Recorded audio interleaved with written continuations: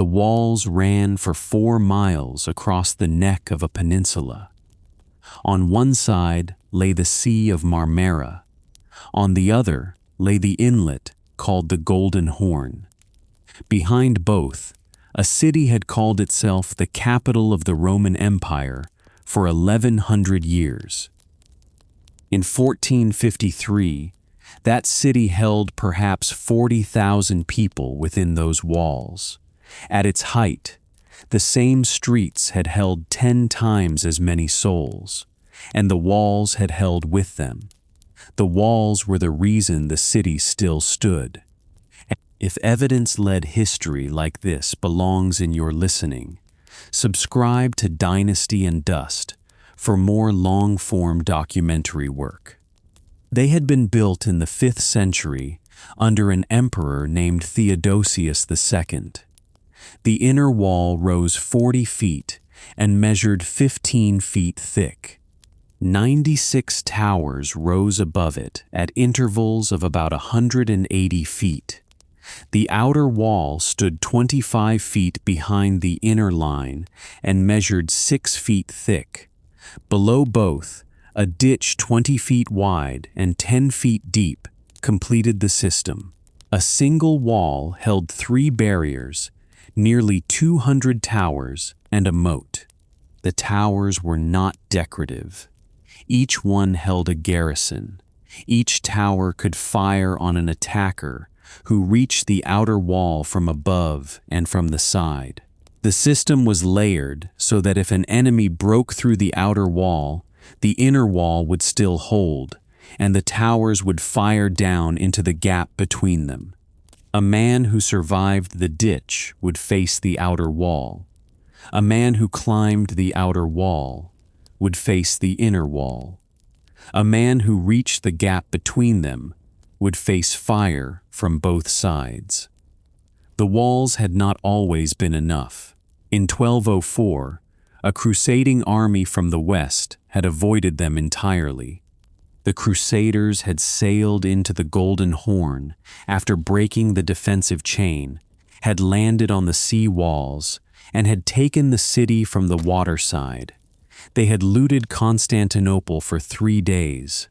The Byzantine Greeks had spent 57 years under Latin rule before recovering the city in 1261. The empire they recovered was a fragment of what it had been. The walls still stood. The population did not. The city that had once held 400,000 people was still contracting in 1453, 2 centuries after the Latin occupation had ended. The Fourth Crusade had done something that no Muslim army had managed. It had taught the Byzantines that the greatest threat to Constantinople might come from the Christian West rather than from the Islamic East. The Crusaders, who had set out to recover Jerusalem from Muslim rule, had diverted to Constantinople and had sacked a Christian city. The looted treasures of Constantinople still decorated the squares and churches of Venice. The bronze horses of San Marco had stood on the facade of the Hippodrome in Constantinople before they were carried to Venice as war booty. The memory of the Fourth Crusade shaped every subsequent Byzantine negotiation with the Latin powers. The emperors who sought Western aid knew that the last Western army to reach Constantinople had destroyed it. No land army had ever broken through the Theodosian Walls. The Arabs had tried twice, in the 7th and 8th centuries, and had failed both times. The first Arab siege, in the years 674 to 678, had lasted 4 years. The Arabs had camped outside the walls and had blockaded the city by sea. The Byzantines had used a weapon called Greek fire, a liquid that burned on water and could not be extinguished, to destroy the Arab fleet. The second Arab siege, in 717, and 718 had been larger and had failed in the same way. The Arabs had brought a fleet of more than 1,000 ships and an army estimated at 80,000. The winter had been harsh. The Arab army had suffered from cold, disease, and starvation. The Byzantines had used Greek fire again, and the Arab fleet had been destroyed in the Bosporus. The siege had ended with the Arab army retreating in disorder. The Ottomans had tried in 1422, under Murad II, Mehmed's father, and had been forced to withdraw after a short campaign. In the late 14th century, a Turkish army had encamped outside the city for 8 years and had never breached the line. Stone and mortar had outlasted every army that came against them. The walls were the one asset Constantinople still possessed in abundance. The man who ruled inside those walls was Constantine XI Palaiologos. He had taken the imperial crown in 1449 in a ceremony at the Cathedral of Hagia Sophia. His empire consisted of the city itself, the islands of Imbros and Samothrace, and a strip of coast in the Peloponnese around the town of Mystras. Mystras was a prosperous town in the southern Peloponnese, the capital of the Byzantine despotate of the Morea, ruled by Constantine's brothers Demetrios and Theodore. It was a center of late Byzantine learning and art, with palaces, churches, and a university. But it was a provincial town, not an imperial capital. Constantine ruled from Constantinople because the name of the city still carried the weight of 11 centuries of Roman authority, even when the city itself had shrunk to a fraction of its former self. His treasury held no reserves. His standing army numbered perhaps 5,000 men. His navy consisted of a few galleys. What he held was a name that carried 11 centuries of Roman authority and a wall that had never fallen to a land assault. The discrepancy between the name and the reality was the central condition of his reign. He was the Roman emperor. The Roman Empire was a city, a few islands, and a provincial town in the Peloponnese. Constantine was the last of a dynasty that had ruled from Constantinople since 1261. He was the 8th Palaiologos emperor.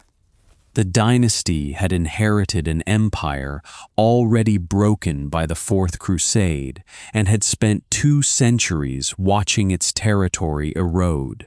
Turkish beyliks had absorbed the interior of Asia Minor.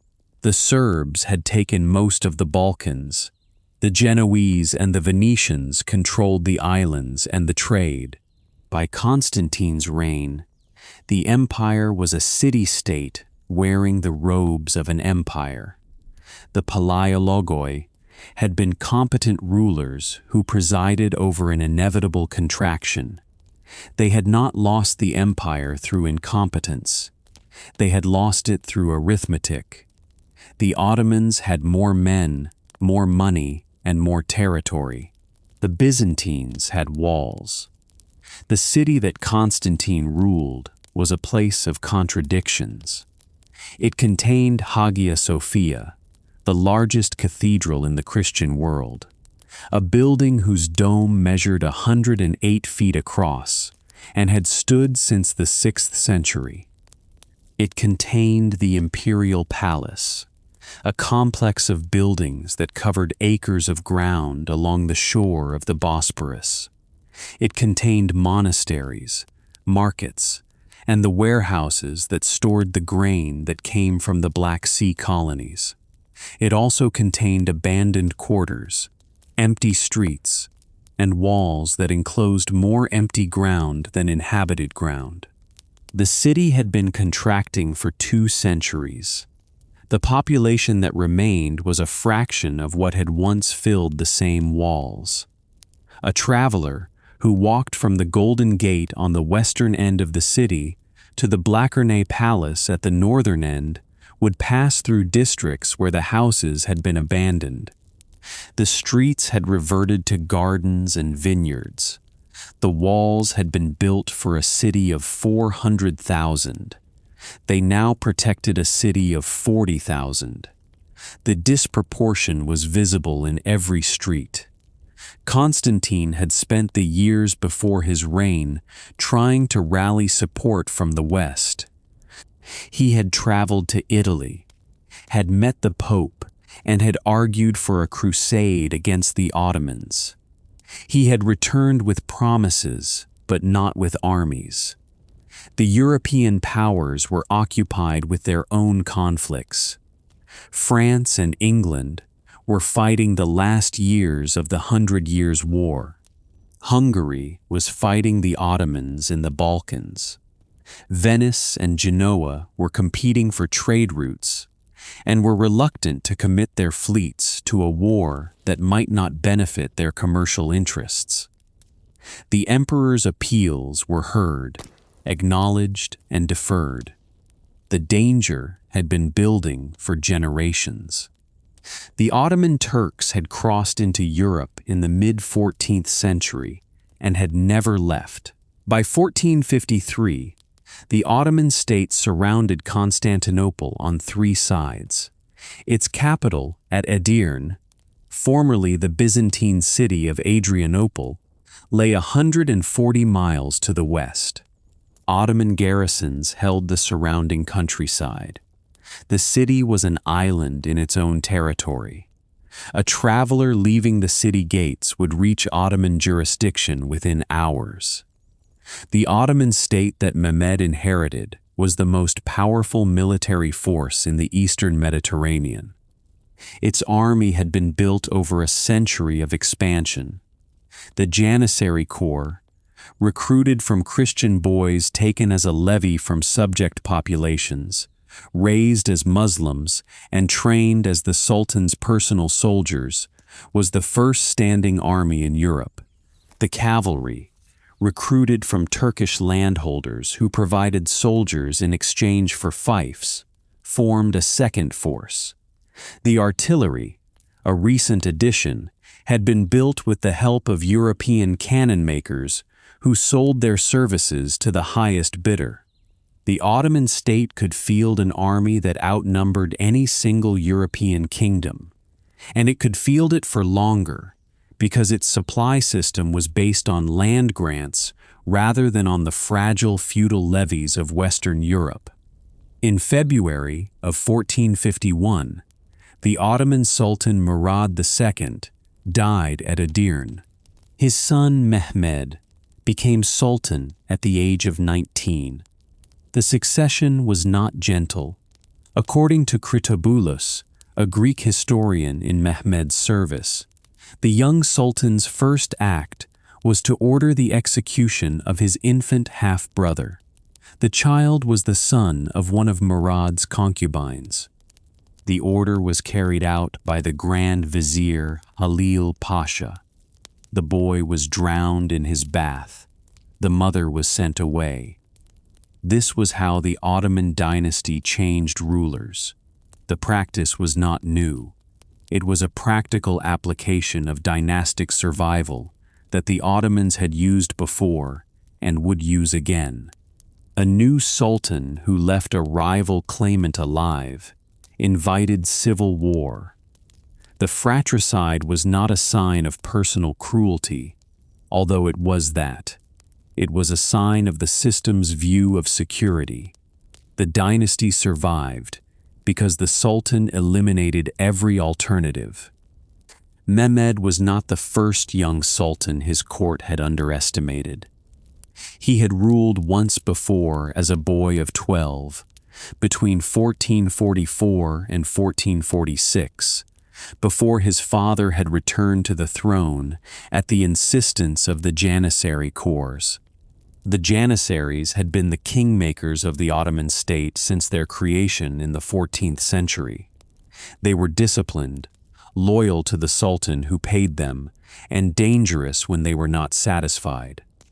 Murad had returned to the throne because the Janissaries had demanded it. Mehmed had spent the years between his first and second reigns studying, reading, and planning. He did not forget what the Janissaries had done to him, and he did not forget that he had been dismissed as too young to rule. Mehmed was a man of contradictions that the sources preserve. Critobulus, who served him, describes a sultan who read Greek and Persian, who studied geography and history, who questioned his tutors about the rise and fall of empires. The same sources describe a man who ordered the execution of a child, who impaled a captured captain, and who spent 2 months moving a cannon across 140 miles of road to point it at a wall. The contradictions were not contradictions to Mehmed. They were tools.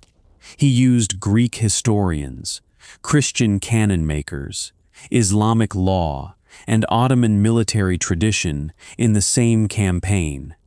He was building an empire, and he used whatever was available. European ambassadors had dismissed him as callow. The Venetian representative in Constantinople had reported that the young sultan was inexperienced and could be influenced. The Byzantines had kept an Ottoman prince named Orhan as a guest in the city, a descendant of a rival line, as a potential challenge to Mehmed's rule. They paid for his upkeep and treated him as a potential pawn in the event of an Ottoman succession crisis. They believed a young sultan was a manageable sultan. The belief was based on Mehmed's first reign, which had ended in his removal. What they did not understand was that the boy who had been removed had spent 6 years planning. They were wrong. Within months of his accession, Mehmed began planning the capture of Constantinople. The city sat inside his territory, like a stone in a shoe. It controlled the passage between his European and Asian provinces. It gave Christian navies a base within reach of his capital. Its walls defied his sovereignty every day they stood. He could not rule an empire that tolerated a foreign enclave in its center. In the spring of 1452, Mehmed ordered a fortress built on the European shore of the Bosporus, 5 miles north of Constantinople. The site was at the narrowest point of the strait, where the waterway measured less than 2,000 feet across. An older fortress, Rumeli Hisari, already stood on the Asian side, built by Sultan Bayezid I in the late 14th century. Mehmed's new fortress, called Rumeli Hisari, would complete the pincer. Together, the 2 fortresses could command every ship that passed between the Black Sea and the Mediterranean. The location was not accidental. It was chosen at the exact point where the Bosporus was narrowest, where cannon could reach any ship that attempted to pass. The fortress was a customs post, a gun platform, and a statement of sovereignty. Construction began in April and was finished by August. 3,000 men worked in shifts. The walls rose in 4 months. The fortress had 3 main towers and walls that connected them in a triangle, designed to concentrate fire on any vessel attempting to pass. Mehmed himself laid stones, according to Critobulus. Whether the Sultan personally lifted stones, or whether the historian constructed the image to flatter his patron, the fortress was built with a speed that startled every observer in Constantinople. News of it reached Venice by September. The fortress changed the practical geography of the strait. Ships passing through the Bosporus now had to pay tolls or face cannon. In November of 1452, a Venetian merchant vessel attempted to pass without stopping. The fortress cannon struck it. The ship sank. The crew of 30 men were taken ashore and beheaded. The captain was impaled. Mehmed sent word of the event to Constantinople. The Bosporus was his. No ship would pass without his leave. The execution of the crew was not a random act of violence. It was a message directed at every maritime power that used the strait. The Venetians, who controlled much of the trade in the eastern Mediterranean, understood it. The Genoese, who controlled the colony at Galata, understood it. The Byzantines, who depended on the sea for their food supply, understood it. Constantine appealed to the West. For decades, the Byzantine emperors had sought military aid from the Catholic powers of Europe. The price was religious union. The Orthodox and Catholic churches had been in formal schism since the year 1054, when the Pope's legate had excommunicated the Patriarch of Constantinople, and the Patriarch had excommunicated the legate. The schism had endured for 400 years. The Council of Florence, held in 1439, had attempted to heal it. Byzantine delegates had signed a decree declaring the union of the Catholic and Orthodox churches. The Pope in Rome had accepted.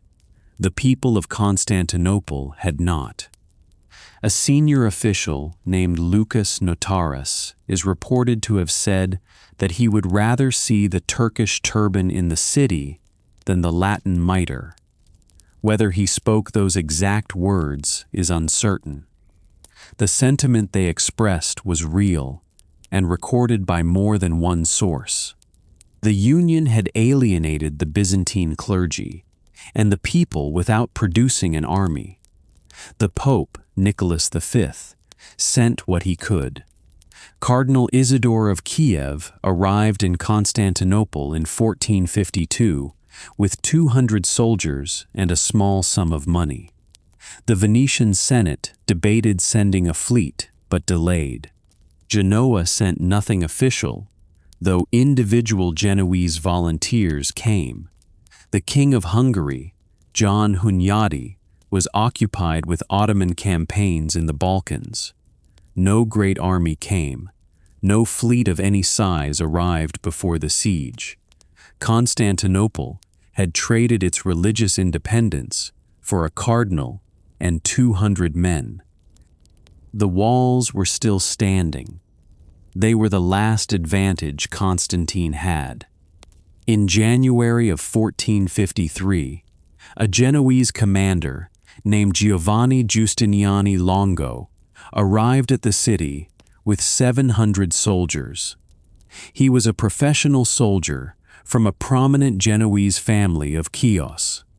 He brought armored men, weapons, and experience in defending fortified positions. Constantine gave him overall command of the land walls and paid him from the depleted treasury. The emperor also granted him the island of Lemnos as a fief, though the island was already lost. The gesture was symbolic. Giustiniani's arrival was the most important reinforcement the city would receive. The defense would need every soldier. Mehmed had spent the winter preparing an army and a weapon that no wall had faced before. In Edirne, a cannon maker named Orban was casting bronze. Orban was Hungarian, or possibly Wallachian. The sources disagree about his origin. What they agree on is that he had first offered his services to Constantine. The emperor needed cannon. He could not pay for them. Orban left Constantinople and traveled to the Ottoman court. Mehmed hired him at 4 times the salary he had requested. The Sultan also provided materials, workshops, and whatever bronze the empire could supply. The largest gun Orban cast was enormous by any existing standard. It fired a stone ball weighing approximately 600 kilograms. The barrel measured 27 feet long. The tube was cast in 2 pieces and joined with iron bands, a technique that allowed a larger bore than a single-piece casting. The cannon required 60 oxen to pull it. 400 men prepared the road ahead, laying wooden planks and strengthening bridges. The gun could fire about 7 times in a single day. The barrel had to cool between shots, and each round had to be carefully seated. The stone balls traveled a measured distance and struck the walls with a force that no masonry had absorbed before. Orban also cast several smaller cannons, some of which could fire more frequently. The transport of the great cannon from Edirne to Constantinople took 2 months. It moved at the pace of the oxen and the road crew. Mehmed followed with his army. The Ottoman force that gathered outside the walls of Constantinople in April of 1453 was the largest the city had ever faced. A Venetian eyewitness named Niccolo Barbaro, who kept a day-by-day diary through the siege, estimated the Ottoman army at 200,000. That figure is inflated by a factor of 2 or 3. Modern assessments, based on logistical calculations and the carrying capacity of the surrounding countryside, put the number between 50 and 80,000. Even the lower figure dwarfed the defenders. The fleet that accompanied the army numbered approximately 126 ships.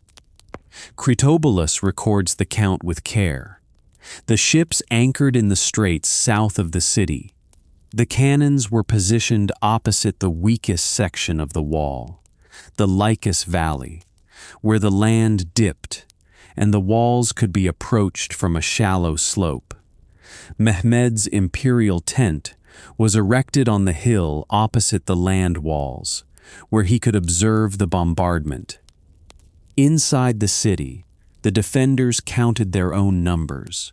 Barbaro recorded roughly 6,000 or 7,000 Greeks and 3,000 or 4,000 foreigners. Modern estimates put the total at 7,000 to 8,000. Some were monks who had never held a weapon before. Some were civilians, given arms they barely knew how to use. Against them stood an army at least 7 times their size and a fleet that controlled the surrounding water. The walls were the equalizer. They had always been the equalizer. For 1,000 years, they had held every army that came against them from the land. The question that faced both sides in April of 1453 was whether walls built in the 5th century could withstand a cannon cast in the 15th. The answer would come in 7 weeks. The walls of Constantinople were not a single structure, but a system that had evolved over centuries. The Theodosian Walls, built in the 5th century, were the outer line. Inside them, the walls of Constantine, built in the 4th century by the founder of the city, had once been the city's primary defense. By 1453, the Constantinian walls had been absorbed into the city's interior and no longer served as a military barrier. The Theodosian walls were the outer defense, and beyond them, in some sections, additional walls and towers had been built in later centuries to reinforce the line. The Blachernae section of the wall, at the northern end near the palace, was a point of particular concern.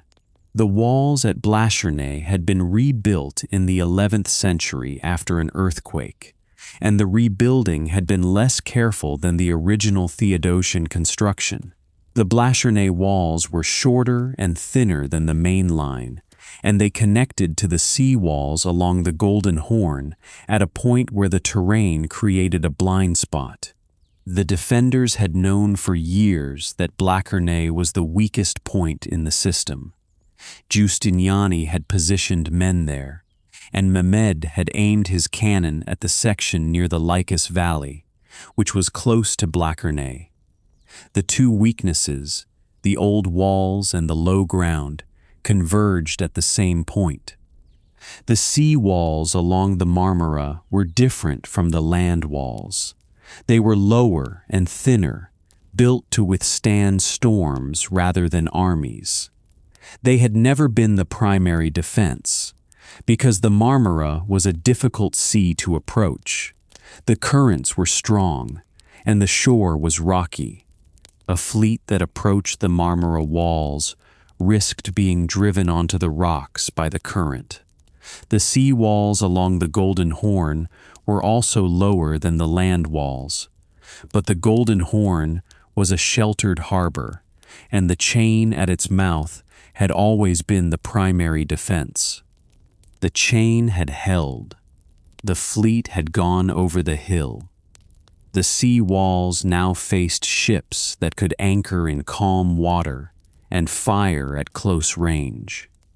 The population of Constantinople in 1453 was a mixture of Greeks, Italians, and a small number of other groups. The Greeks were the majority, and they included the emperor, the court, the clergy, and the common people. The Italians were divided between Venetians and Genoese, who maintained separate quarters in the city and who had separate commercial interests. The Venetians had a quarter near the harbor, with warehouses and a church. The Genoese had a quarter at Galata, across the Golden Horn, which was technically outside the city walls, but which was connected to the city by the chain and by shared defense. A small number of Catalans, Florentines, and other Europeans also lived in the city. The population was diverse, but it was small. A city that had once held 400,000 people now held 40,000, and the walls that had been built for the larger population now enclosed the smaller one with room to spare. The grain supply of Constantinople depended on the sea. The city had once been fed from the fertile lands of Egypt and the Black Sea coast. The loss of Egypt to the Arabs in the 7th century, and the loss of most Black Sea territories to the Ottomans, had reduced the supply routes. By 1453, the city's grain came primarily from the Black Sea colonies, including the Genoese colony at Kaffa, in the Crimea, and the Venetian trading posts on the Black Sea coast. The grain was shipped through the Bosporus, past Rumeli Hisari, and into the Golden Horn. After Mehmed built the fortress and sank the Venetian ship in November 1452, the grain supply became uncertain. Ships that had once passed freely now faced tolls and the risk of cannon fire. The city had stockpiled grain before the siege, but the stockpile was finite. The Ottoman army that surrounded Constantinople in April 1453 was not a single force, but a composite of several groups. The regular infantry, the Azaps, were recruited from Anatolian peasants and were paid in land grants. The cavalry, the Sipahis, were recruited from Turkish landholders who provided soldiers in exchange for fiefs. The Janissaries, the elite corps, were recruited from Christian boys under the Devshirme levy. The Bashi Bazouks, the irregulars, were volunteers and camp followers who fought for loot rather than for pay. The artillery corps, a recent addition to the Ottoman military, was commanded by men who had learned the trade from European cannon makers. The army was a machine built from different materials, and Mehmed was the engineer who operated it.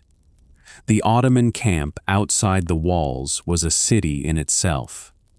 Mehmed's imperial tent, described by multiple sources as a large and elaborate structure, was positioned on the hill opposite the land walls. Around it, the tents of the commanders, the barracks of the janissaries, the corrals for the horses and oxen, the workshops for the cannon and the ammunition, and the market that supplied the army spread across the countryside. The camp had its own streets, its own water supply, and its own discipline. An army of 50 to 80,000 men required an enormous logistical apparatus, and the Ottoman state had developed the capacity to sustain one. Food was brought from the surrounding countryside and from the supply depots at Edirne.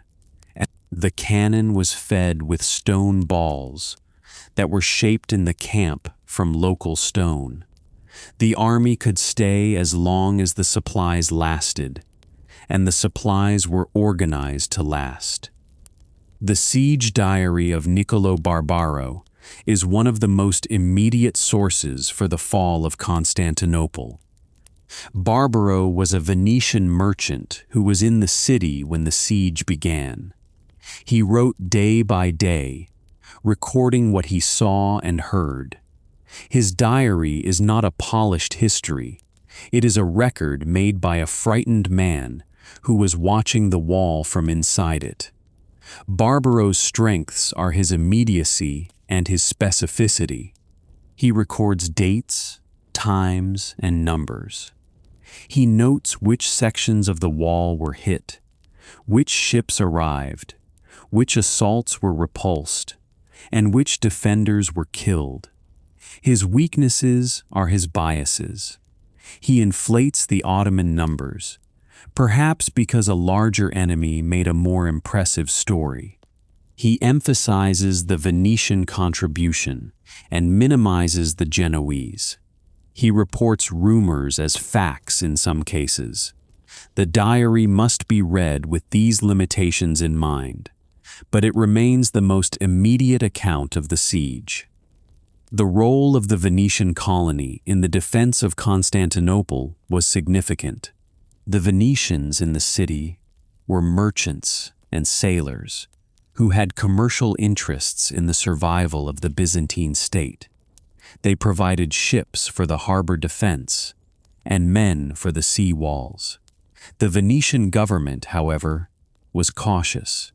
The Venetian Senate had debated sending a fleet to relieve Constantinople, but the debate had been inconclusive. Venice was a commercial republic, and the senators weighed the cost of a war with the Ottomans against the value of the Byzantine trade. The Venetian colony in Constantinople acted on its own initiative, defending the city with the resources it had. The Genoese colony at Galata was similarly cautious. Galata was nominally neutral, and the Genoese had a commercial agreement with the Ottomans that they did not want to break. The colony provided some support to the defenders, including the anchor point for the chain, but it did not commit its forces to the defense. The diplomacy during the siege was continuous and futile. Constantine had sent emissaries to Mehmed's camp seeking terms. The terms that were discussed, according to the sources, included the payment of tribute and the recognition of Ottoman sovereignty in exchange for the city's autonomy. Whether Mehmed seriously considered these terms is uncertain. Halil Pasha reportedly favored a negotiated settlement, and the diplomatic channel may have run through him. The younger commanders, particularly Zaganos, opposed any settlement that left the city in Byzantine hands. The diplomacy produced nothing.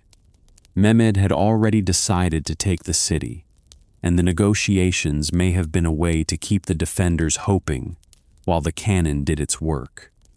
The experience of the civilians inside Constantinople during the siege is difficult to reconstruct from the sources, which focus on the military events. What can be said is that the population was trapped. The land walls were surrounded. The sea route was controlled by the chain, and after the ships were hauled overland, by the Ottoman fleet in the harbor. The civilians could not leave. They depended on the stockpiled grain, which was rationed. They attended the churches and the services, seeking divine protection. They watched the cannon fire from the walls and heard the stone balls strike. They saw the repairs being made at night and the damage returning at dawn. The siege was not only a military event, it was a lived experience for 40,000 people who had no way to escape it. The religious dimension of the siege was not peripheral. The defense of Constantinople was, for the Greeks, a defense of the Orthodox Christian faith against Islam. The service of union in Hagia Sophia had been an attempt to secure Western aid by accepting the authority of the Pope, but it had not produced the aid and had alienated the population. The anti-unionist party, led by Genadios, argued that the fall of the city to the Turks would be a punishment for the sin of union, and that repentance, not alliance with Rome, was the proper response. The emperor, who had accepted the union, was caught between the need for Western aid and the opposition of his own people. The religious question was not separate from the military question. It was the same question asked in a different language. The city could not be defended without Western aid, and the city could not accept Western aid without betraying its faith. The contradiction was unresolved when the assault came. The assault itself had been prepared with the care that Mehmed brought to all his operations. The 3 waves were not random. The Bashi bazooks were sent first because they were expendable. The Anatolian infantry were sent second because they were better trained and could exploit the exhaustion that the first wave had produced. The Janissaries were held in reserve because they were the most disciplined and because Mehmed did not want to waste them on a wall that was still held. The assault was a staged operation, designed to break the defense through cumulative pressure rather than through a single overwhelming charge. The cannon had been preparing the wall for 7 weeks. The 3 waves were the final stage of the preparation. The bombardment began on the 12th of April. Orban's great cannon fired first at the section of wall above the Lycus Valley, where the land sloped toward the city and the walls could be approached most easily. The stone balls struck the outer wall and shook the towers above it, and Barbaro, the Venetian diarist, wrote that the noise of the cannon was heard across the city and that the ground trembled. The inner wall held, but the outer wall cracked. The sound of the cannon was new to Constantinople. The city had been bombarded before, by the Ottomans in 1422, but the guns of that era had been smaller and the damage less severe. Orban's bombard was a different class of weapon. The stone ball it fired weighed more than a man, and the force of impact drove the stone into the mortar and brick of the Theodosian wall with a sound that Barbaro compared to thunder. The defenders had never heard anything like it. The walls had never felt anything like it. Each night, the defenders repaired what the cannon had broken. They filled the gaps with barrels, earth, stones, and timber, working in the dark while the Ottoman camp was quiet. They used a mixture called sarcophagus mortar, made of earth, chaff, and whatever binding material they could find. The technique was not new. The Byzantines had been repairing these walls for 1,000 years, and the method of filling a breach with organic material and earth had been used in earlier sieges. What was new was the speed at which the damage came. 7 shots a day from the great cannon, plus fire from several smaller guns positioned along the line, meant that each morning began with fresh destruction. The repairs made at night were broken by the cannon at dawn, and the repairs made the next night were broken again. Giustiniani commanded the land wall. He positioned his 700 men at the weakest points and divided the Greek defenders among the towers. He organized work parties to repair the walls at night, assigning specific sections to specific crews so that the work could be done quickly and in coordination. He set up wooden palisades behind the broken sections of outer wall, creating a secondary barrier that could absorb a charge if the outer wall fell. His experience in siege defense showed in these arrangements. A wall defended by men who knew where to stand and what to do was a different thing from a wall defended by men who simply stood on it. The walls were not simply defended. They were organized, and the difference between those two words was the difference between a wall that held and a wall that fell.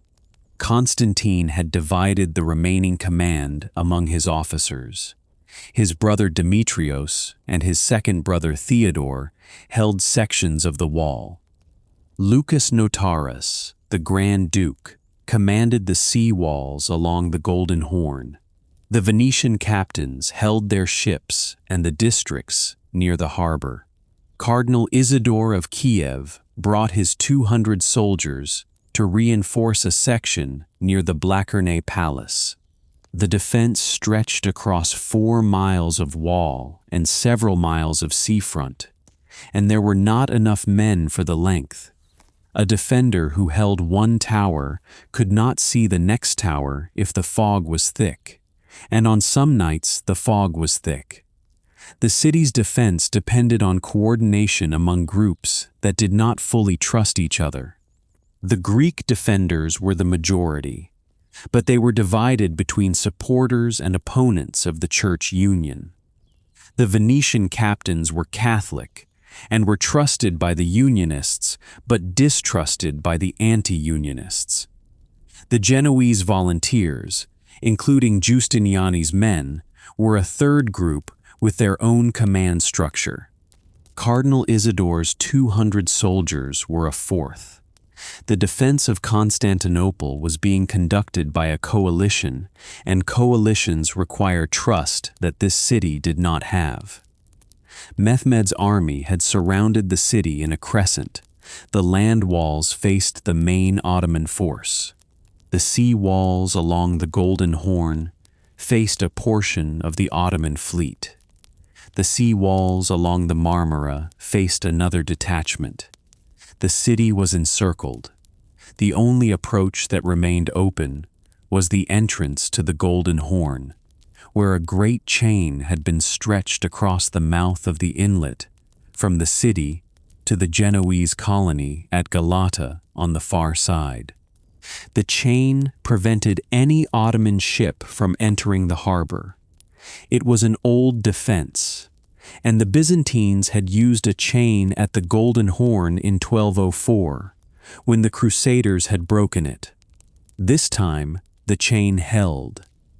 The chain was a massive iron barrier, floated on logs and anchored at both ends. It stretched across the mouth of the inlet at the waterline, so that no ship could pass over it or under it. The defense of the Golden Horn depended on the chain, on the Venetian and Byzantine galleys that patrolled inside it. and on the Genoese colony at Galata, which was nominally neutral but which controlled the far anchor point. If the chain held, the harbor was safe. If the chain broke, the sea walls would face the Ottoman fleet. The first major Ottoman assault came on the 18th of April. Mehmed sent infantry against the damaged sections of the outer wall near the Lycus Valley, where the cannon had done the most damage. The defenders repulsed the attack. Barbaro recorded that the Ottomans advanced with scaling ladders and that the fighting lasted several hours. The walls held. The Ottomans withdrew, and Mehmed had learned what every attacker before him had learned about the Theodosian Walls. A direct assault on these walls, even after days of cannon fire, cost lives without producing a breach. The cannon had weakened the outer wall, but the inner wall, and the towers, and the defenders behind the palisades were still too strong for a frontal charge. The cannon continued its work. Day after day, the great gun fired its stone balls at the same section of wall. The smaller cannon fired more frequently, and some of these guns could fire several times an hour. The damage accumulated faster than the night repairs could fully restore. Sections of the outer wall began to collapse. Towers began to lean. The defenders repaired, and the cannon broke what they had repaired, and the defenders repaired again. The rhythm of the siege was set by this exchange. The cannon was the constant. The repairs were the variable. Each day, the repairs were a little less complete, because the men who made them were a little more tired, and the materials they used were a little more scarce. Mehmed needed to break through the Golden Horn. The chain prevented his fleet from entering the harbor, which meant the city could receive supplies and reinforcements by sea. The Genoese colony at Galata was neutral in form, but sympathetic to Constantinople in practice. Ships that reached the Golden Horn could unload at the city's harbors. As long as the sea lane remained open, Constantinople could not be fully invested. A city that could be supplied by sea could hold out indefinitely, and Mehmed could not afford an indefinite siege. His army was large, and large armies consume supplies. The surrounding countryside could not feed his forces for months without depleting its own resources. The Ottoman fleet tried to break the chain by force. On the 3rd of April, according to Critoboulos, Admiral Suleiman Baltaoglu led a squadron of ships against the chain. The chain held. The ships could not pass, and the Byzantine defenders and the Venetian galleys inside the harbor stood ready. The attempt was repeated and failed again. The chain, a simple iron barrier stretched across the mouth of the inlet, was doing what the walls had done for 1,000 years. It held. Baltaoglu was humiliated by the failure, and Mehmed reportedly threatened to impale him. The admiral survived, but his reputation did not. The chain had defeated the Ottoman fleet. Mehmed made a decision that stunned every observer, including his own commanders. He would move his ships overland. The plan was not entirely without precedent. The Byzantines themselves had hauled ships overland in earlier centuries, but the scale was unprecedented. Mehmed ordered a path cleared from the Bosporus, over the hill behind Galata, and down into the Golden Horn. The distance was approximately 3 to 4 miles. The ground was wooded and uneven, and workers were dispatched to level the path and lay wooden runners coated with grease. Logs were laid across the path to act as rollers, and the runners were greased with animal fat and olive oil. The operation required hundreds of men and oxen, working in coordination to pull ships that weighed several tons each. The masts were removed, the rigging was stripped, the ships were reduced to their hulls so that they could be dragged over the rollers without catching on trees or terrain. On the night of the 21st of April, the operation began. Critobulus describes it in detail. Several dozen ships were hauled out of the water onto the runners, and teams of men and oxen pulled them up the slope. The ships were lightened of their cargo and their heavy equipment. The work continued through the night, and by dawn on the 22nd, approximately 70 Ottoman ships sat in the Golden Horn above the chain. The defenders on the city walls watched them arrive. The sea lane was no longer closed only to the Ottomans. The harbor itself was now contested. Barbaro wrote that the sight of the ships in the harbor struck fear into the defenders. The chain had held. The fleet had gone around it. The strategy that the defense had relied upon, the protection of the Golden Horn, had been bypassed in a single night. The city was now surrounded by water as well as land. The psychological effect was greater than the military one. The defenders had believed that the harbor was safe. Now they knew it was not. The chain was still in place. It was irrelevant. The defenders attempted a counterattack by sea. On the 28th of April, a fleet of fire ships was prepared inside the Golden Horn. The plan was to send burning ships against the Ottoman fleet anchored in the harbor. According to multiple sources, the plan was betrayed. A message was sent to the Ottoman camp revealing the timing and the route. And when the fire ships emerged, the Ottoman fleet was ready. The fire ships were surrounded and captured. The crews were killed or captured. The attempt failed, and the harbor was lost.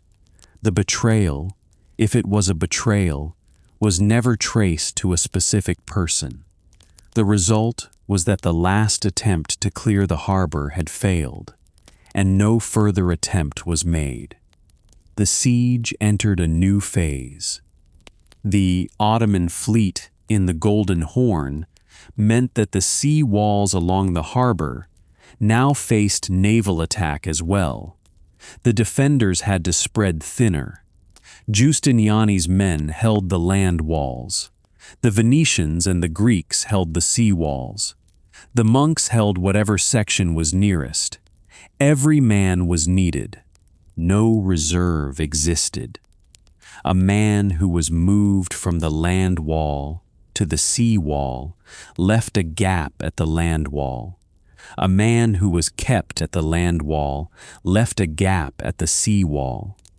The defense was being stretched across a circumference that grew longer as the Ottoman fleet extended its reach.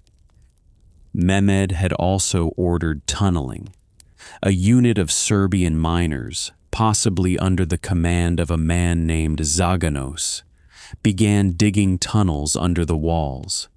The objective was to undermine the foundations and cause sections of the wall to collapse.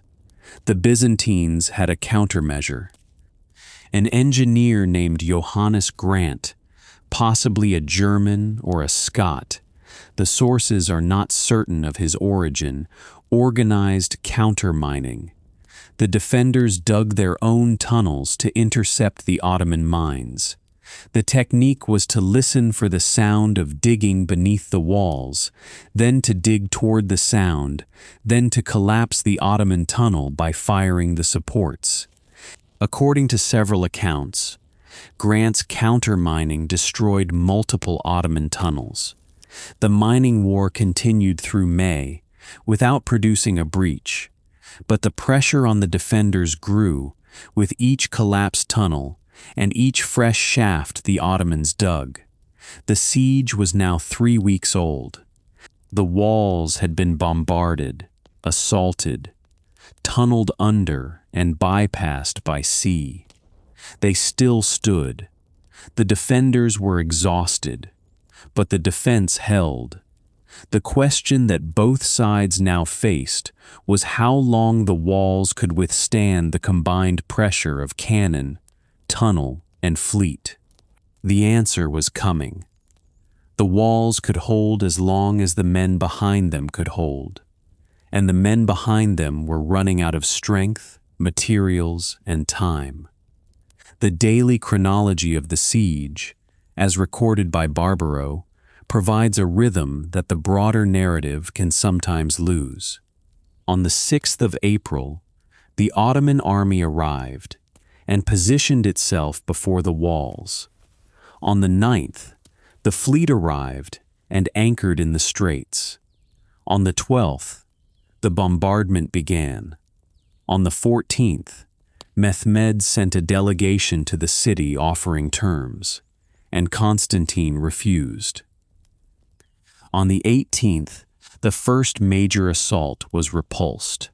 On the 20th, a ship arrived from the west carrying supplies and soldiers, though the number was small. The ship had run the Ottoman blockade and entered the Golden Horn through the chain. It was the last reinforcement the city would receive. The arrival of the supply ship on the 20th of April was a brief moment of hope. The ship had been sent, according to several sources, by the Pope or by a coalition of Italian states. It carried grain, weapons, and a small number of soldiers.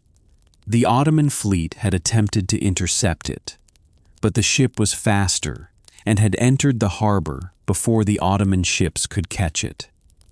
The defenders on the walls had watched the chase and had cheered when the ship passed the chain. The supplies were welcome, but the number of soldiers was small.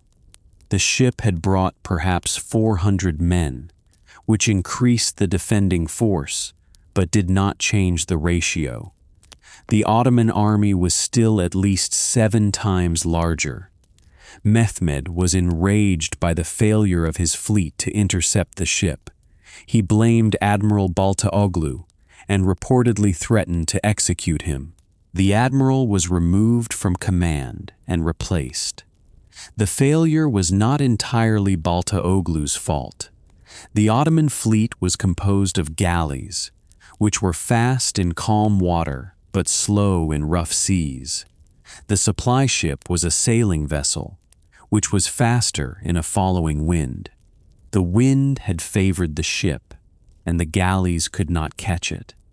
The incident showed that the Ottoman fleet was not invincible, and that the chain was still an effective barrier. It also showed that Mehmed expected results and punished failure. The cannon required enormous resources to operate. The stone balls had to be shaped from local stone, and the workshops in the Ottoman camp employed stonecutters who worked through the siege to produce ammunition. The powder was made from saltpeter, sulfur, and charcoal, and the saltpeter had to be brought from Edirne because the local supply was insufficient. The cannon's barrel had to be cooled between shots, and water was used for this purpose. The operation of the great cannon was a logistical exercise as complex as the operation of the army it served. Each shot was a production. The stone was shaped, the powder was measured, the ball was seated, the barrel was cooled, and the gun was fired.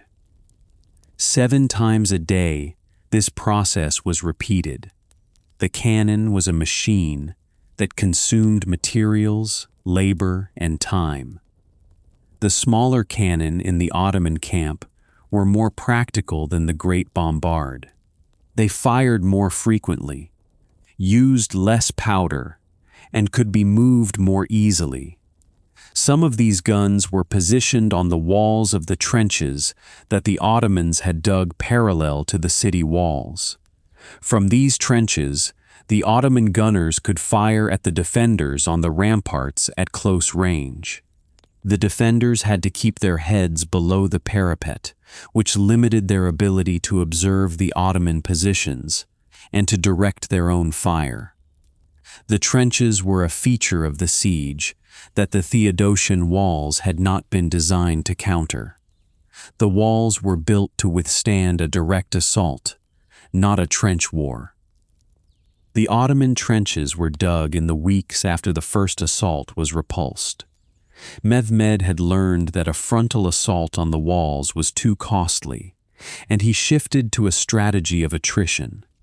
The trenches protected his infantry from the defenders' fire and allowed his cannon to be positioned closer to the walls. The defenders attempted to disrupt the trench digging with sorties, but the sorties were risky and costly. A sortie required opening a gate in the wall, sending men out, and closing the gate before the Ottomans could exploit the opening. The defenders made several sorties during the siege, and some were successful in destroying Ottoman positions. Others were not.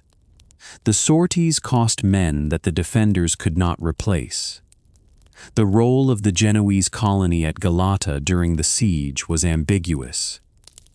Galata was a Genoese trading post on the north side of the Golden Horn, outside the city walls but connected to Constantinople by the chain and by shared defense. The colony was nominally neutral, and the Genoese government had not declared war on the Ottomans. In practice, Galata provided support to Constantinople. The anchor point for the chain was at Galata.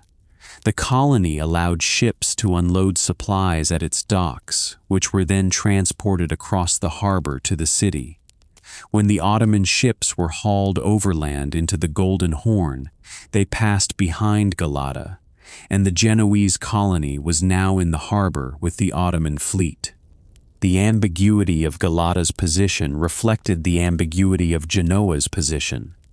Genoa was a commercial republic that had treaties with the Ottomans and that did not want to jeopardize its trade.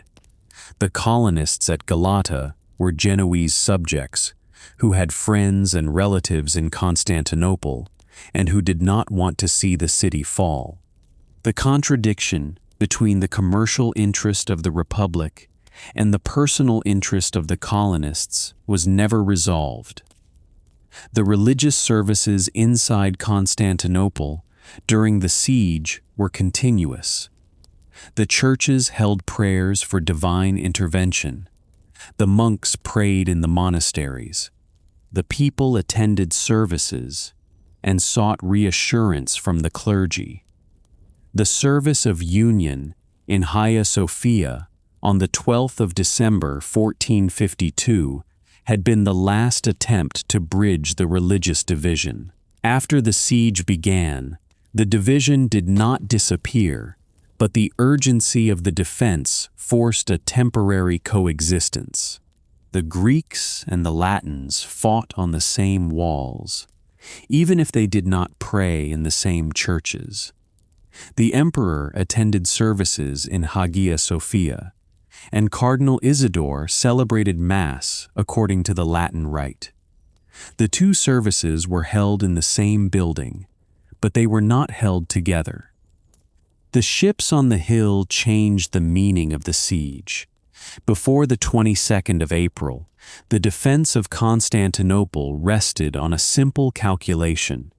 The land walls could hold against any army, and the sea walls along the Golden Horn were protected by the chain. After the ships appeared in the harbor, the calculation had to be redrawn.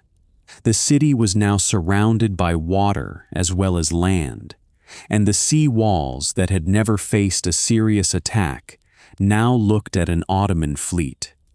The Ottoman fleet in the Golden Horn did not immediately attack the sea walls. Its presence was itself the weapon. Every section of wall that had to be manned against naval assault was a section that could not send men to the land walls. Every soldier watching the harbor was a soldier not repairing the breaches. The fleet had reduced the defending force without firing a shot. The defenders had to choose which wall to weaken, and every choice weakened something. The sea walls of Constantinople were thinner and lower than the Theodosian land walls. They had been built in the same period, but with less emphasis on defense, because the sea had always been the city's ally. No army had ever attacked the sea walls from the water with sufficient force to breach them. The Fourth Crusade had broken through the sea walls in 1204, but the Crusaders had landed troops from ships that had been pulled close to the shore. The Ottoman fleet in the Golden Horn could attempt the same approach, and the defenders had to be ready for it. The tunneling war intensified through the first 2 weeks of May. Mehmed had brought miners from Serbia, men experienced in digging through rock. Their objective was to undermine the foundations of the walls near the Blachernae Palace and the Caligarian Gate, sections where the walls were older and the foundations less secure. The defenders had a countermeasure in the engineer Johannes Grant, whose origin is disputed among the sources. Grant organized teams to listen for the sound of digging beneath the walls. When the sound was located, the defenders dug their own tunnel to intercept the Ottoman shaft.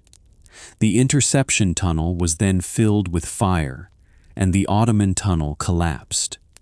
According to several accounts, Grant's countermining destroyed multiple Ottoman tunnels.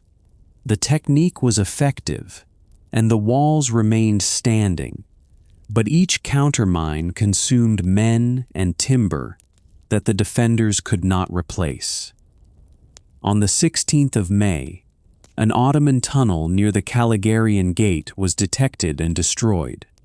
On the 21st of May, another tunnel was found and collapsed. On the 23rd, a third was fired. The mining war was a war of attrition, that the defenders were winning in the ground but losing in the count. Each Ottoman tunnel that was destroyed was replaced by another. The defenders could not dig forever. The men who worked the countermines were the same men who repaired the walls at night and stood on the ramparts by day. The labor was cumulative, and the men who performed it were not.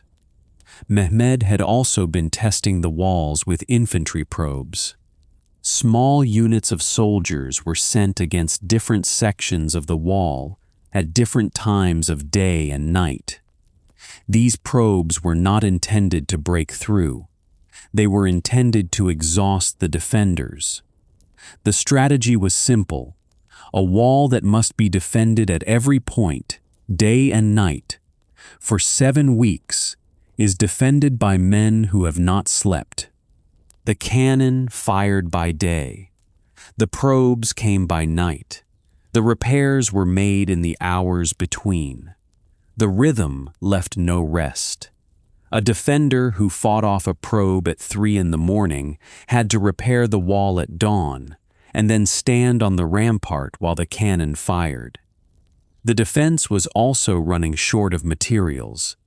The walls had been repaired every night for 7 weeks. The barrels, earth, stones, and timber that filled the gaps were consumed and replaced.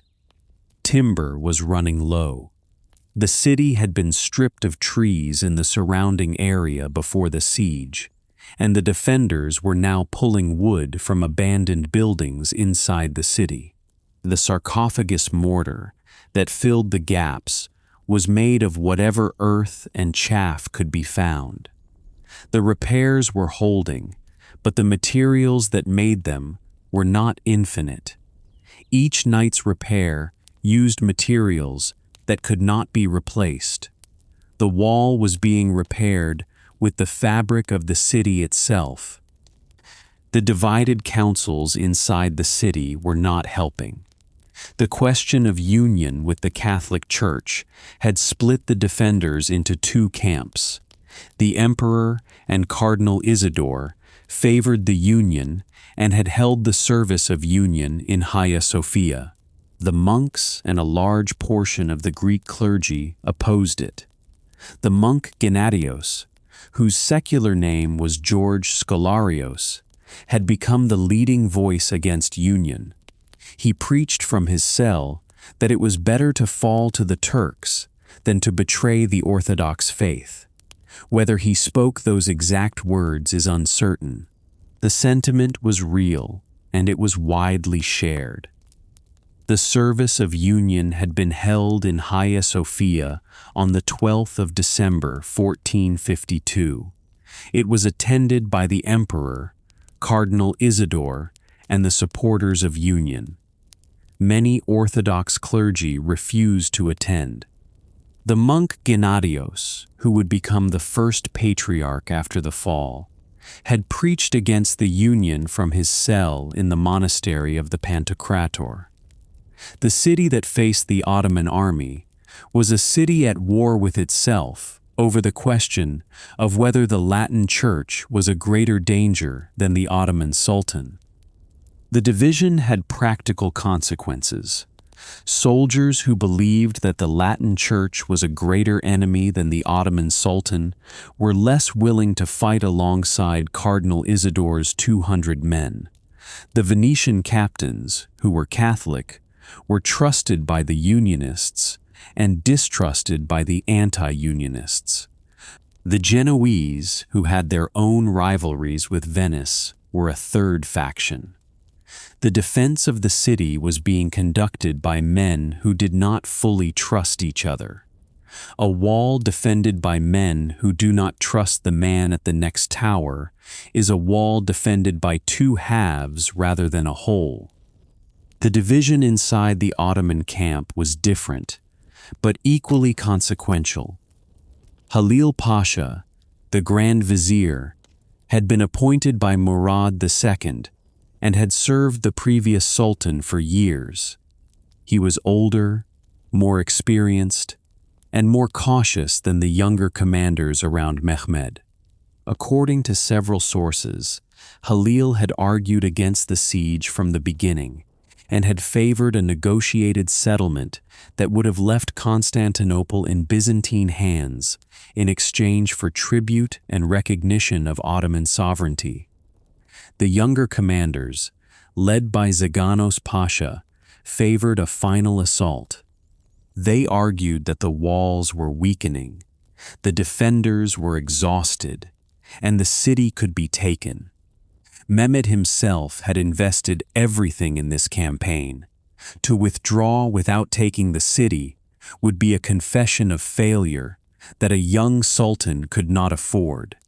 The debate continued inside the Ottoman camp while the cannon fired. The rumor that Halil was in communication with the Byzantines was widespread.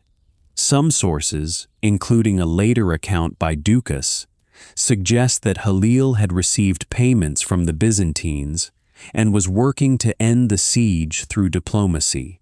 Whether this was true is uncertain.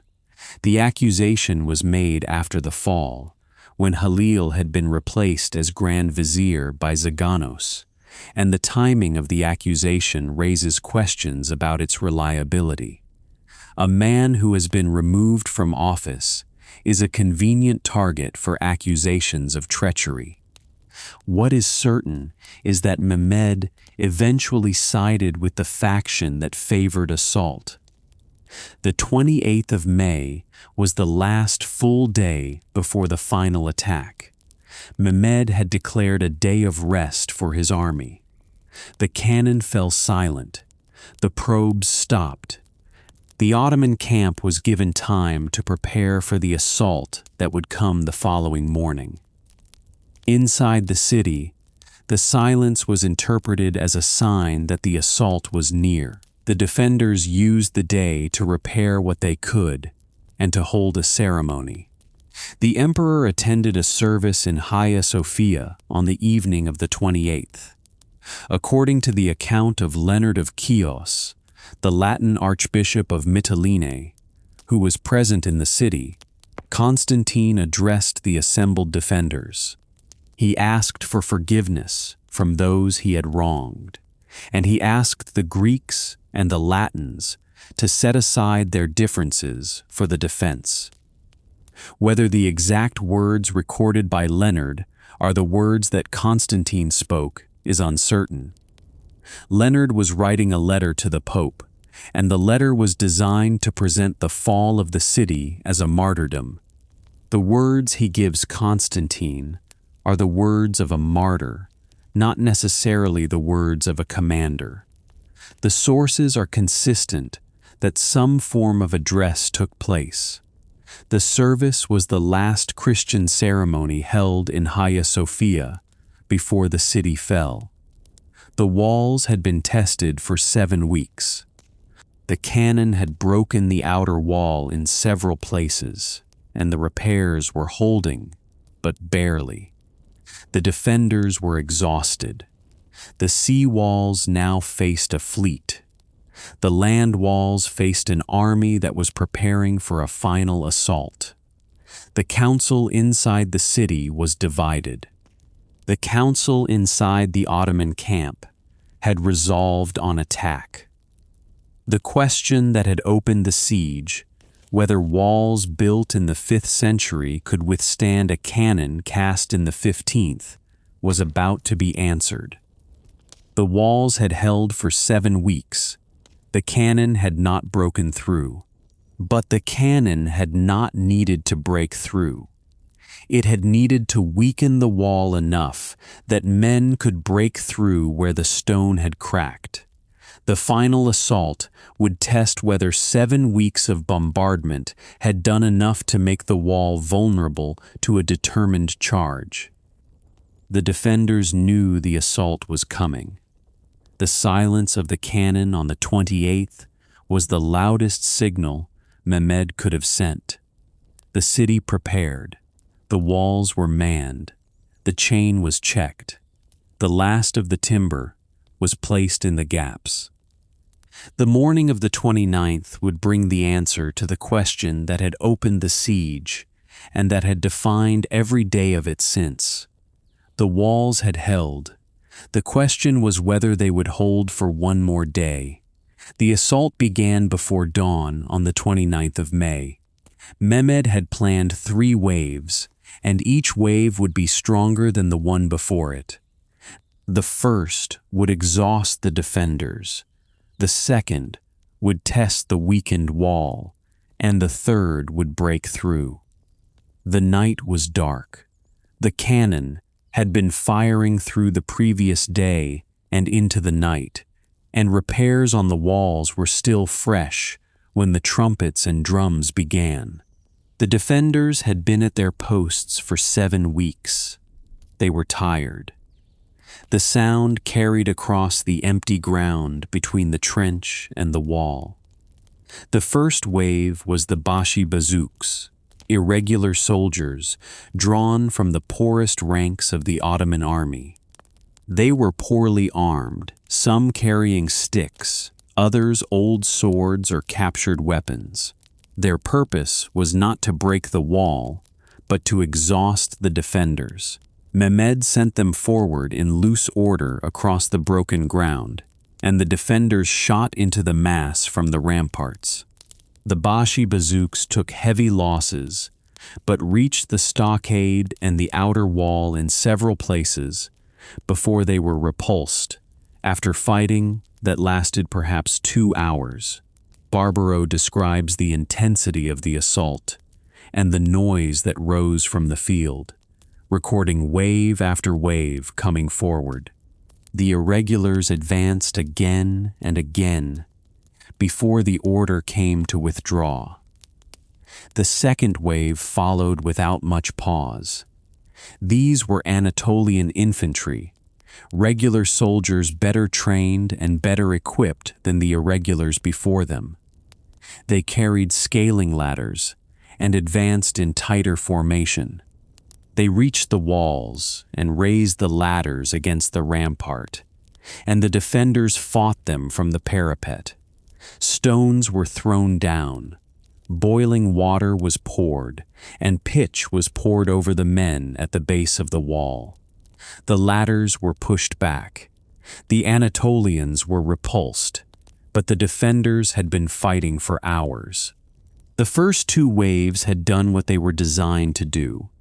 They had drawn the defenders to the walls, had spent arrows and gunpowder and strength, and had left the men on the rampart tired in a way that rest could not repair in the time they had. The third wave came forward. The Janissaries were the elite corps of the Ottoman army, recruited from Christian boys under the Devshirme levy, taken from families in the Balkans and Anatolia, raised as Muslims, and trained for military service from childhood. They were professional soldiers who lived in barracks and were forbidden to marry until retirement. They had discipline and confidence that the first two waves had lacked. They advanced against the most damaged section of the wall, near the Lycus Valley, where the cannon had broken through the repairs many times, and where the defenders had rebuilt the same stretch of stone week after week. Mehmed rode behind the Janissary line. Critobulus reports the Sultan's position during this phase of the assault, directing the advance and pressing the Janissaries forward. The cannon continued to fire, and one shot, according to several accounts, struck the wall near where Giustiniani commanded the defense. The stone from the bombard and the accumulation of 7 weeks of bombardment had weakened the structure. The Janissaries pressed into the gap. Giustiniani was wounded. The sources disagree on the nature of the wound. Barbaro records that Giustiniani was struck, whether by a stone from a bombard or by a crossbow bolt fired from the field below. Critobulus says the wound came from a bullet, meaning a small projectile fired from a hand cannon, a weapon already in use on both sides. Leonard of Chios reports an arrow or a crossbow bolt. The wound was to the upper body, and it was serious enough that Giustiniani asked to be carried from the wall. He had roughly 700 soldiers under his personal command. These were the men who had held the critical section of the wall for 7 weeks, who had repulsed assault after assault, and who had repaired breaches under fire. They had held because Giustiniani was there. He had organized the defense, and his presence on the rampart gave the position a center. Now their commander was leaving, carried from the rampart toward the harbor where his ship was moored. His men saw him go. The turning point followed. The wall section that Giustiniani had commanded collapsed, not because the stone crumbled at that moment, but because the defense collapsed. The 700 men who had held the section lost the man whose presence had organized them, and they began to waver. Some followed Giustiniani toward the harbor. The Ottoman troops pressed into the gap that the defenders were no longer holding in force. Some accounts describe Janissaries entering through the Kirkoporta, a postern gate in the inner wall used for sorties during the siege. Whether the gate was opened from within by someone who saw the defense collapsing, or forced from without by Ottoman soldiers who reached it, is disputed. The sources do not agree, but the result was the same. Ottoman soldiers were inside the inner wall. A Janissary, named Hassan, planted the Ottoman banner on the wall. Barbaro describes the moment. Hassan was killed almost immediately by the defenders who were still fighting on the rampart, but the banner had been seen. The flag visible above the wall signaled that Ottoman troops had reached the top of the fortifications, and panic spread along the line. The defense collapsed along the entire wall. Soldiers who had been holding their positions for hours turned and ran. They fled toward the harbor and toward Hagia Sophia. The chain of command broke. Officers could not rally men who were already moving away from the wall and toward the hope of escape. Constantine's position during the final assault is disputed. Francis, who was a close attendant of the emperor, places him at the wall. Leonard of Chios places him near the gate of Saint Romanus, where the fighting was heaviest. The emperor had been moving along the walls during the siege, visiting the positions under the greatest pressure, and commanding in person at the point of danger. Where he stood in the final hour is not certain. What follows is known in outline but not in detail. Constantine removed the imperial insignia, discarding the purple boots and the eagle emblem that marked him as emperor. He did this so his body would not be identified and desecrated after death. The act was deliberate. It was the last decision of the last emperor, and he removed the signs that would have made his corpse a trophy. Then he charged into the Ottoman line. No recorded words survive from this moment. Later sources supply speeches and declarations, some giving him a final address to his soldiers, some a dying cry invoking God or the city. These are unreliable. The earliest accounts give no last words. What the sources agree on is that Constantine was killed in the fighting near the wall, and that his body was not identified afterward. The body may have been buried in a common grave with the other dead. Later claims that his head was found and brought to Mehmed rest on uncertain evidence. The manner of his death is not known. The fact of his death is. The organized defense ended. Defenders who survived the collapse of the wall fled, some reaching the harbor and boarding ships. A few Genoese vessels escaped into the Sea of Marmara. Others were killed or captured where they stood. The streets filled with people running, some toward Hagia Sophia, where they believed the church would be spared and the sanctity of the building would protect them. They believed God would not let his house fall. Mehmed entered the city in the afternoon. Critoboulos reports that the Sultan wept as he walked through the streets, presented as a response to the ruined state of the city. Houses were burned, bodies lay in the streets. The grandeur that had been Constantinople was now rubble and smoke. Critoboulos also provides a passage that echoes the Persian poet Sa'di, comparing the city to a great tree whose branches once offered shade and whose trunk now lay broken on the ground. This is a literary construction, not a confirmed speech. Critoboulos was writing for a classical audience and framed events in the conventions of Greek historiography, where the historian supplied appropriate reflections for great moments. Whether Mehmed actually spoke these words is not knowable. The weeping may be genuine. The Sa'di passage is art. Hagia Sophia held refugees who had gathered inside the great nave during the final assault. When the Ottoman troops entered the city, some made their way to the church. The doors were forced. Some of the refugees inside were killed. Others were seized as slaves. The building itself survived. Within days, Mehmed ordered the first Friday prayer conducted inside it. The church became a mosque. The altar was removed, a minbar was installed, and the mosaics were covered, but not destroyed. The building that Justinian had dedicated in the year 537 now served a different purpose under a different name. Gennadios Scholarios was appointed patriarch. The appointment was a political act.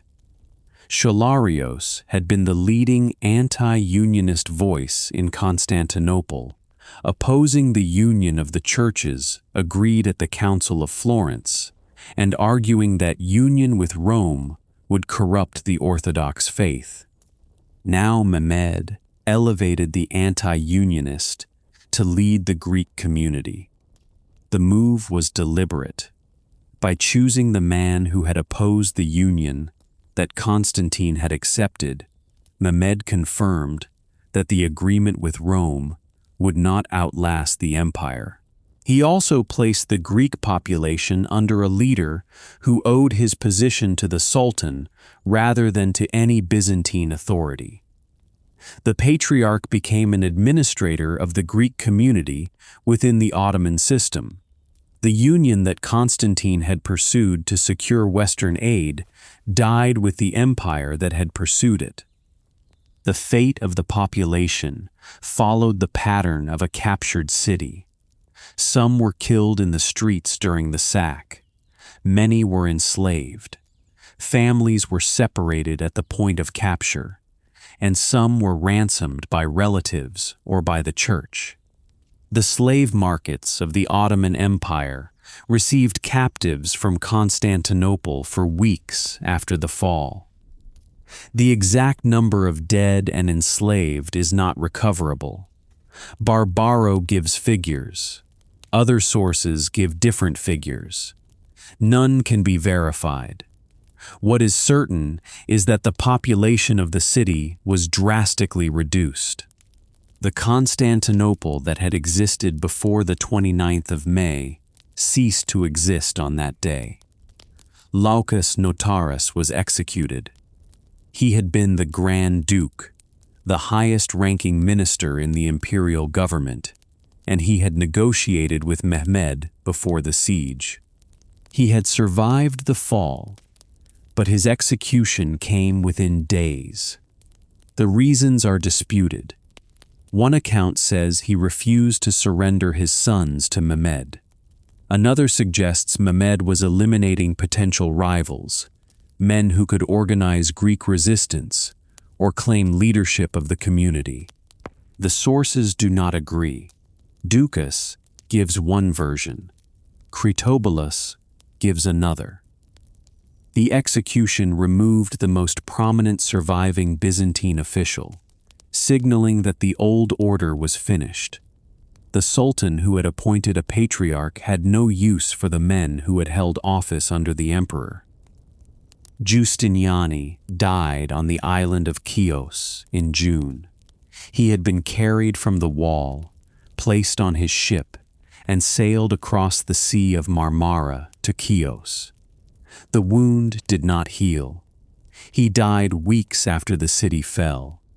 He had brought 700 men to Constantinople, and those men had held the wall for 7 weeks. They had held the section that mattered most. When Giustiniani was carried away, that section fell. The connection between his departure and the collapse of the defense is direct in every source that describes it. The wall held, while the commander held the wall.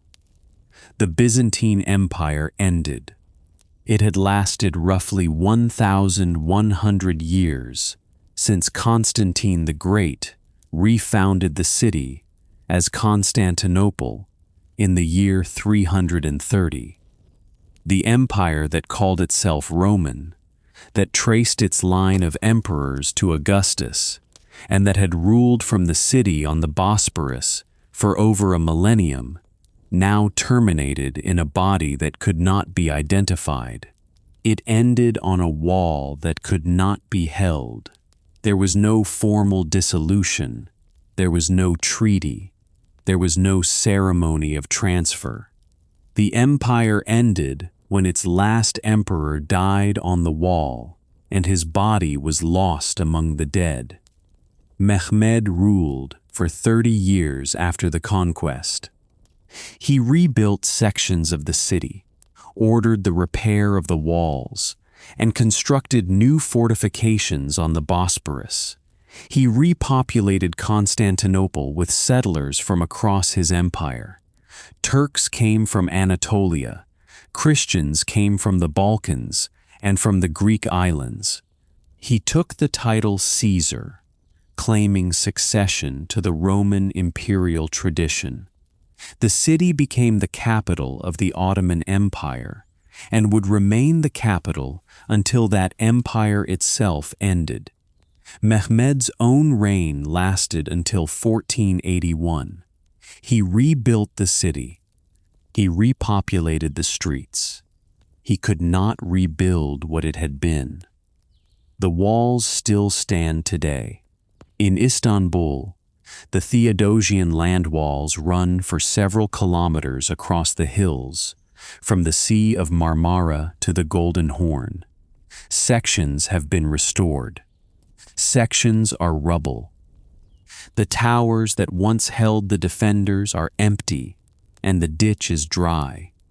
The gap near the Lycus Valley, where the cannon struck for 7 weeks, where the wall was repaired and broken and repaired again, where Giustiniani stood and where Giustiniani was carried away, is still visible in the line of stone. The wall is the same wall. The gap is the same gap.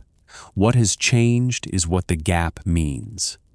The walls fell when the man who commanded them was carried from the rampart. Everything that followed flowed from that single moment. The death of the emperor followed from that moment. The end of the empire followed from that moment. The conversion of the church followed from that moment. The enslavement of the population followed from that moment. The wall held while the commander held the wall. The wall fell when the commander left. The cannon had fired for 7 weeks and had not broken the wall. The Janissaries had climbed and had been pushed back. The Bashi bazooks had come forward and had died. The wall stood through all of it. It fell when the man who organized its defense was carried away from it. The sources remain. Barbaro wrote a diary during the siege, day by day, with the immediacy of a witness who was afraid. Critobulus wrote a history dedicated to Mehmed, with the formality of a man who had chosen his patron. Sphronses wrote a chronicle as a participant who lost his son in the siege. Leonard of Chios wrote a letter to the Pope with the urgency of a man reporting catastrophe. Ducas wrote a later account from outside the city with the distance of one who heard the news at second hand. Each source gives a different view of the same events. They disagree on where Constantine stood. They disagree on how Giustiniani was wounded. They disagree on the order of the assault waves and the details of the final defense. They disagree on the numbers and the reasons for the executions that followed. They agree on one thing. The walls held for 7 weeks against the largest cannon ever cast at that time. They held while the man who commanded them stood on the rampart and organized the defense. They fell when he was carried away. That is the convergence the sources produce. The cannon did not break the wall. The Janissaries did not scale the wall. The wall fell because the commander left the wall. The aftermath of the fall was not a single event, but a process that unfolded over days and weeks. Mehmed had promised his soldiers the right to sack the city for 3 days. Following the customs of Islamic warfare for a city taken by force, a city that surrendered was spared. A city that resisted was not. Constantinople had resisted, and the soldiers expected their reward. The sack began on the morning of the 29th and continued for 3 days, as promised. The soldiers moved through the streets, taking captives and seizing valuables. Houses were broken into. Churches were stripped.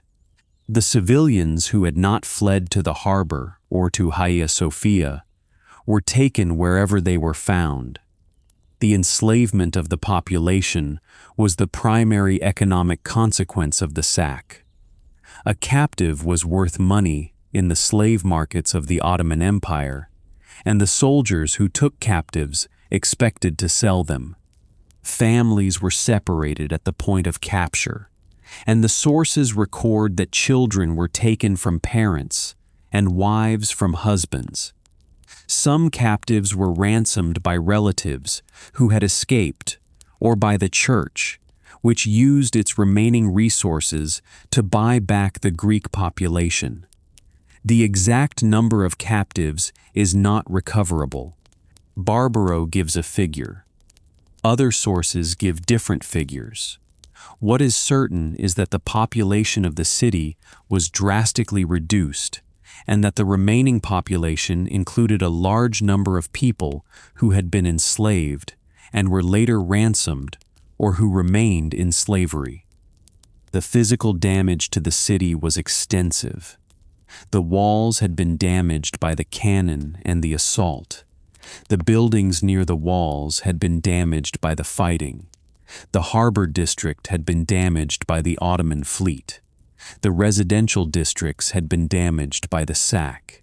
Constantinople had been a city in decline for 2 centuries, and the siege had accelerated the decline. The city that Mehmed entered was not the city that Constantine had ruled. It was a smaller, poorer, and more damaged version of a city that had already been shrinking. Mehmed's task was not only to govern the city, but to rebuild it. Mehmed's approach to the Greek population was pragmatic rather than ideological. He needed the Greeks because they were the majority of the population and because they were the commercial class that had maintained the city's trade. He appointed Gennadios Chalarios as patriarch, not because he shared the Orthodox faith, but because he needed a religious leader who could govern the Greek community on his behalf. The patriarch was given authority over the civil affairs of the Greek community, including marriage, inheritance, and family law. The arrangement was a version of the millet system, in which religious communities governed their own internal affairs under the authority of the Sultan. The system would become a central feature of Ottoman governance for centuries. The appointment of Gennadios was also a signal to the Latin powers. The man who had opposed the union with Rome was now the religious leader of the Greek community under Ottoman rule. The union that Constantine had accepted was dead.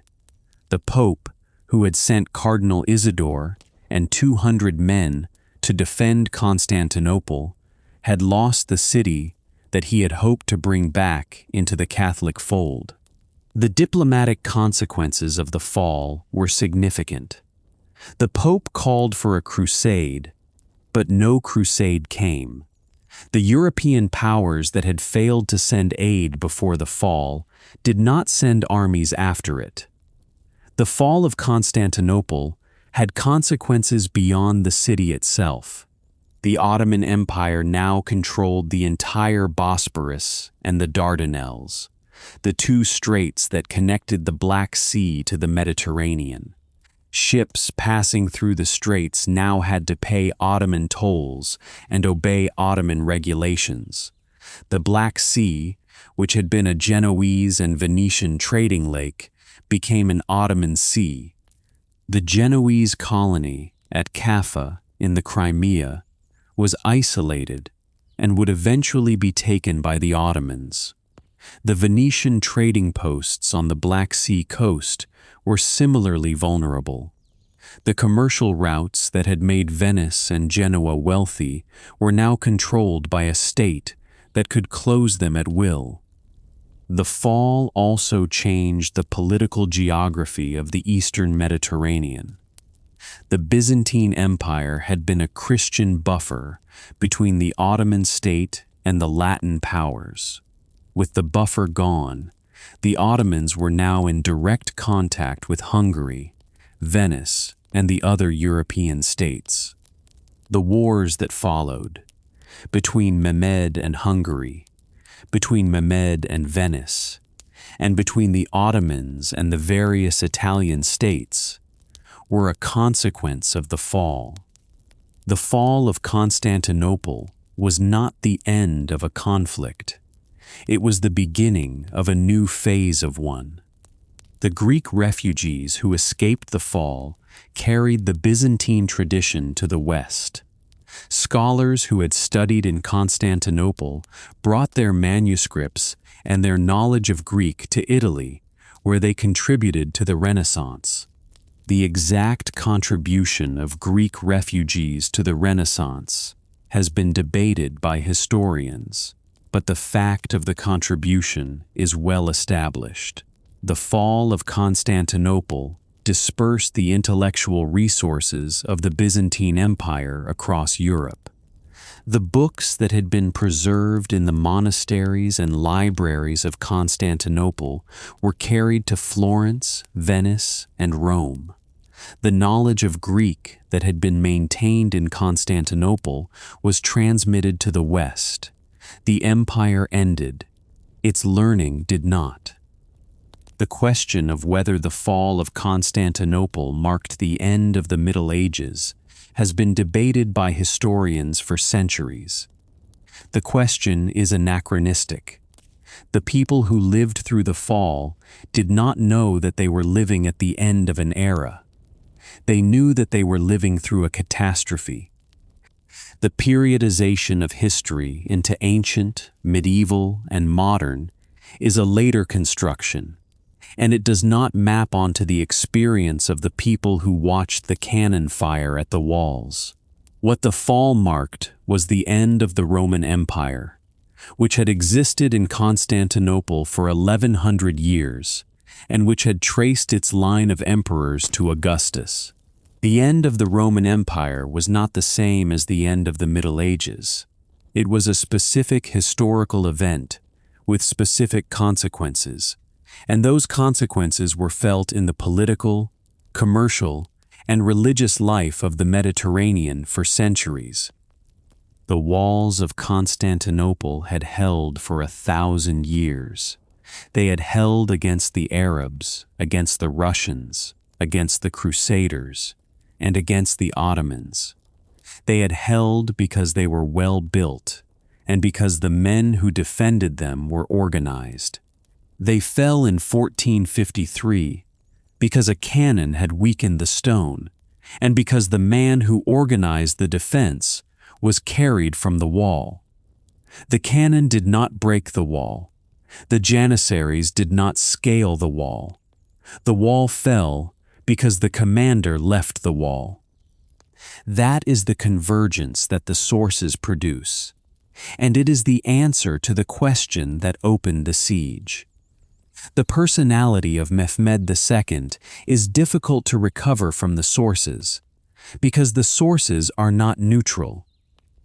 Critobulus, who served him, presents a sultan who is wise, courageous, and just. The Latin sources present a tyrant who is cruel, aggressive, and impious. The truth is somewhere between these portraits, and the evidence does not allow a definitive resolution. What the sources agree on is that Mehmed was determined, that he was patient in the execution of his plans, and that he was willing to use any tool that would serve his purpose. He used Greek historians, Christian canon makers, Islamic law, Ottoman military tradition, and diplomatic deception in the same campaign.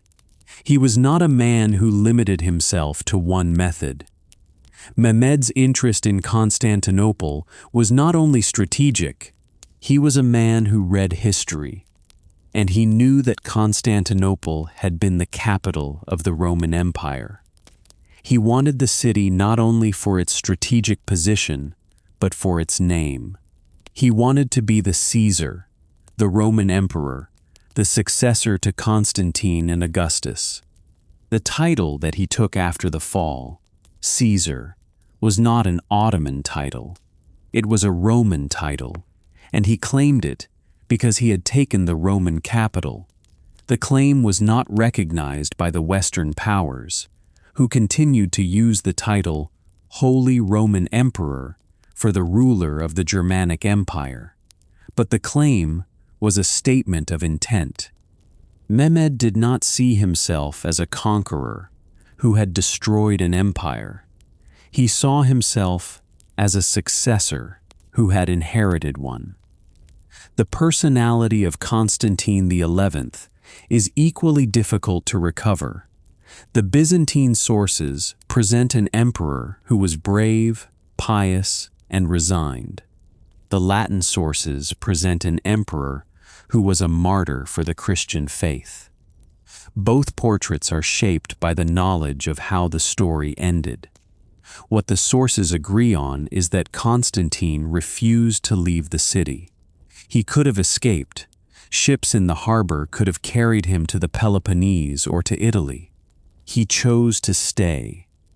Whether he stayed because he believed the walls would hold, or because he believed that an emperor should die in his capital, is not recorded. The sources do not give his reasons. They give his actions. He stayed. He fought. He died. His body was not found. The personality of Giustiniani is more accessible because his actions are recorded in detail. He was a professional soldier who had been hired to defend a city. He did his job with competence and courage. He organized the defense of the land walls, positioned his men, repaired the breaches, and held the line for 7 weeks. He was wounded in the final assault, and he was carried from the wall, and the wall fell.